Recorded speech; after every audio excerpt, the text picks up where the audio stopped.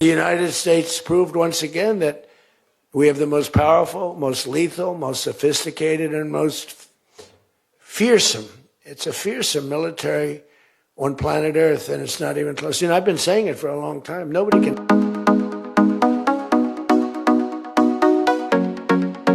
Venezuela is about oil, but not oil for the United States. When Trump was in office the first time, we were energy independent for the first time in many, many years, decades. Biden came in and fucked it up.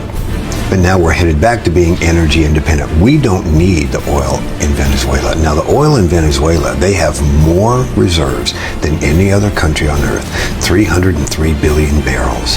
What that amounts to in today's market price is $17 trillion. Who does need that oil? China. China buys 75% of all the oil that is produced in Venezuela. It all goes to China. Well, now that source has been cut off. Who else does China get their oil from? Iran. 80% of the oil produced in Iran, China buys it. Now, Iran is falling. Ayatollah, he's done. They're rioting in the streets. Iran is about to crumble. Venezuela has fallen. It is now under the control of the United States. There's other details going on there. By the way, the Monroe Doctrine is the Western Hemisphere. Everything belongs to the people in the Western Hemisphere. That's ours. This is the Americas. North America is Canada and the United States. Central America and South America. They're all America. Not Americans per se, or United States of America, but it's all the Americas. That's the Western Hemisphere, of which the Monroe Doctrine says that's ours. Anybody in the Eastern Hemisphere, you stay out of our part of the world. You have your part of the world. You do not invade our part of the world. Cuba, Greenland, that's all our part of the world. So Trump is thinking so far ahead. Yes, he's a narco guy, Maduro. Yes, he's, got all these criminal accusations and indictments against him. But it's the oil. But it's not the oil for us. It's to deprive China of the oil. What can China no longer do without oil? They can't even run their infrastructure. They can't run their armies. They can't beat us at AI. They are very much crippled right now. This was a show of force to Russia and to China. That's y'all's hemisphere. Y'all stay right over there. Just mind your own business. Leave us alone here. Trump took over a country yesterday and arrested the president. Basically everything the Democrats should be doing to him. This nigga like the Oprah of war right now. You get a war, bombs, democracy, say the questions. Oh my fucking God. In a rare bout of brutal honesty, he's admitted his intention is to run Venezuela and sell their oil. Oil he claims belongs to the United States. Similarly to how Minnesota belongs to the Somalians. Or Red's bike belonged to Debo. Obviously, as an African and somebody with half a brain, I take issue with that imperialist reasoning, the same reasoning the West has against Burkina Faso for stealing their own gold back from their own mines. But that's the doctrine of imperialism, a belief in the God-given right of the West to own the world, Chico, and everything in it. There are complexities to it. One of my close friends is Venezuelan, and he grew up here undocumented and suffered greatly under Maduro. He feels incredible relief at the removal of Maduro. Although he hates Trump, he likens it to an abusive relationship. And he doesn't just want to see his abuser reign free either. Complexities because obviously Trump doesn't give a fuck about liberating the people of Venezuela. He cares much more about exploiting the people of Venezuela. That's why he bussed them to Chicago and then sent ICE in helicopters to round them up and deport them. Let me just look at Bush. What happened after they liberated the people of Iraq from the terrible dictator Saddam Hussein? 1 million people died, and they sold themselves to contracts to rebuild it. Took the oil, destabilized the whole region. Gaddafi dragged through the streets like a dog and lynched under Hillary Clinton, a so-called dictator who just happened to have the largest oil reserves in Africa. He was Africa's only hope. He was going to unite the continent under a single currency. Libya was flourishing. America brought democracy, and now it's an open-air slave market. Hey, at the end of the day, thieves don't come to the rescue. Fuck going on in the world, man. Y'all, Trump did not start a war. He enforced the warrant. This man dropped bombs at 2 a.m. He captured the president and his wife at 3 a.m. He had a press conference at Mar-a-Lago at 11 a.m. And he was running Venezuela by 12 p.m. That's what you call a boss, baby.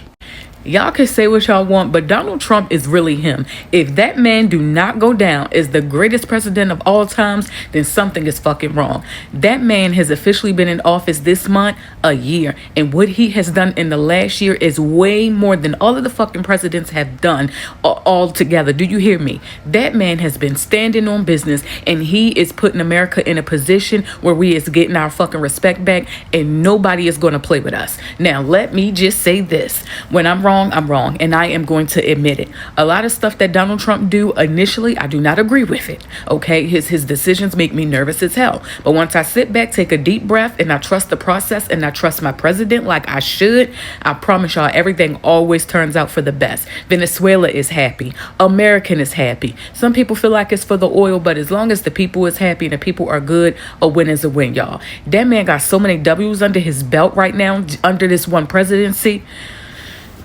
Him.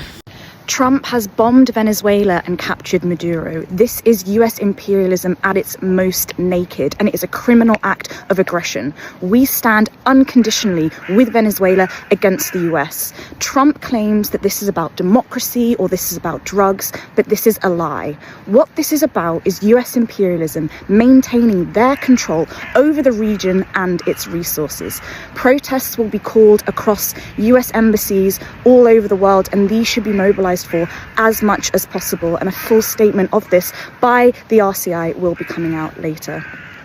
I swear you people are exhausting, because how historically ignorant and politically illiterate can you possibly be that even when America's attack on Venezuela is objectively and overtly an act of war, an illegal military invasion, a violation of international law, and armed violence in the removal of a sitting president, you still seek to justify the unjustifiable, especially when Donald Trump has told you blatantly that he invaded Venezuela for oil.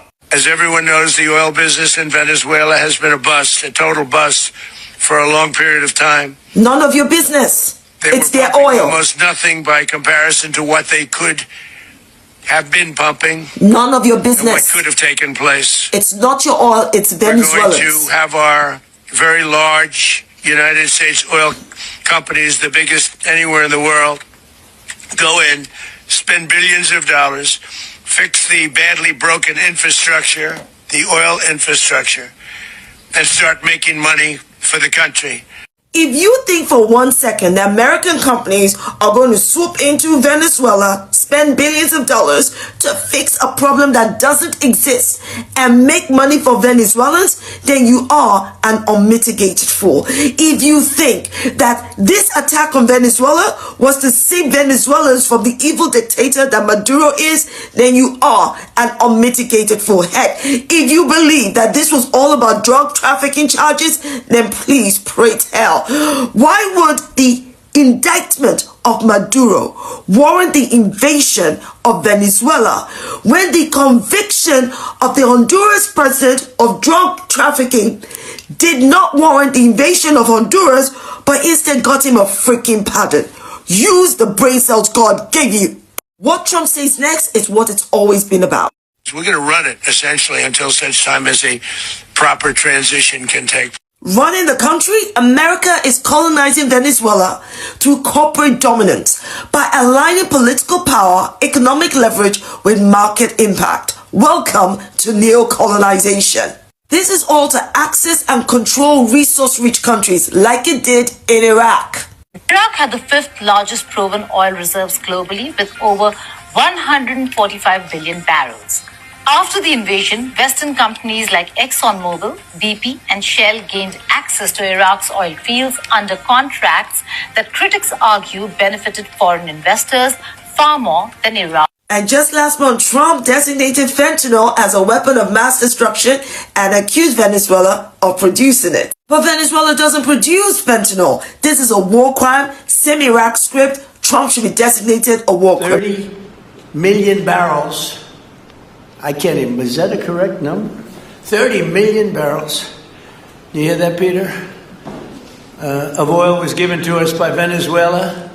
That's a lot of oil. It's about $4 billion worth, and it's on its way to the United States right now. We're going